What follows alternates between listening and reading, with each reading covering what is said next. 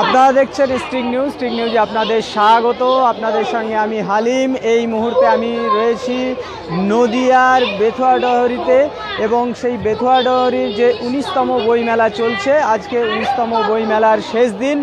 আর এই শেষ দিনে আমরা পেয়ে গেছি এই নদিয়া জেলার বিশিষ্ট সাংবাদিক পলাশবাবুকে। তিনি আমাদের সঙ্গে রয়েছেন। তিনি নদিয়া জেলার একজন পরিচিত মুখ সংবাদ জগতে।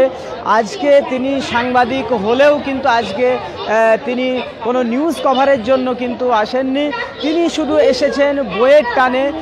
এখানে তার একটি ছেলেও রয়েছে, তার ছেলের জন্য বই কিনে নিয়ে যাবেন, এরকমই কথা হচ্ছিল আমার সঙ্গে। তো আজকে প্রথমেই আমি যেটা জানতে চাইবো পলাশবাবু, সেটা হচ্ছে যে আজকে এই যে সাংবাদিকতা আপনার পেশা, সারা দিন ব্যস্ত থাকেন, এর পাশাপাশি নিজের যে ছোট্ট একটা বাচ্চা রয়েছে এবং নিজেও বইটা পড়েন, তো একটা মাত্রা জুগিয়েছে। তার পাশাপাশি এখানে শুধু আমি মেলা দেখতে শুধু নয়, আমার ছেলে ক্লাস 3-তে পড়ে, দুদিন পর ক্লাস 4-এ উঠবে, তারও কিছু বইয়ের চাহিদা রয়েছে বাচ্চাদের বিভিন্ন রকম। তো সেগুলোকেও কেনার জন্য যেরকম এসেছি, ঠিক তার পাশাপাশি আমারও একদম তো বড় একটা বই মেলা হচ্ছে।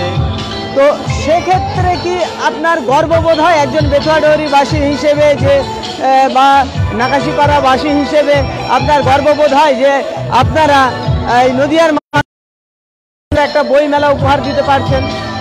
একদমই গর্বের বিষয়, কারণ এই জায়গাটার নামই হচ্ছে দেশ বন্ধু স্মৃতি পাঠাগার।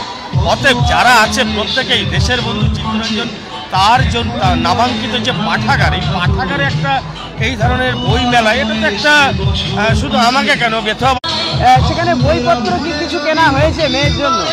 একদমই, আপনি দেখতে পাচ্ছেন, আমরা এখানে সবসময় এটা কভারেজ করছি এবং আমার সাংবাদিক ভাই পলাশ সেখানেও আছে আমার সঙ্গে। আমরা ঘুরছি, ওরও মেয়ে আছে, আমারও মেয়ে আছে। অ্যাকচুয়ালি বইটা আমরা সংবাদের মধ্যে থাকি ঠিকই, পড়াশুনোও করতে হয়, তার সঙ্গে সঙ্গে বাচ্চা যাদের আকর্ষণ বেশি।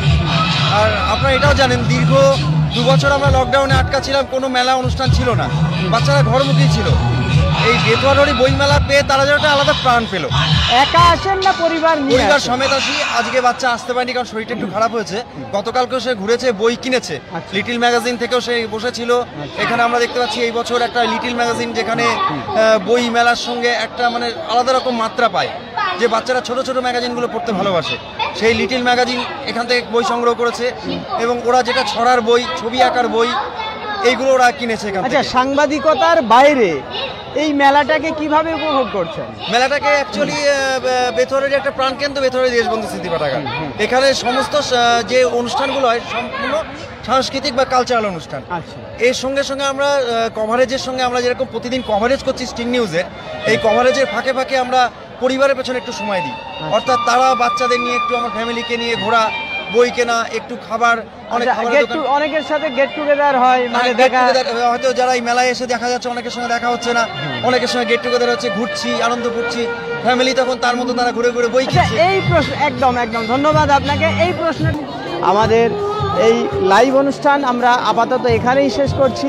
আমরা পরবর্তী লাইভে খুব শীঘ্রই আসছি। ধন্যবাদ, ভালো থাকবেন।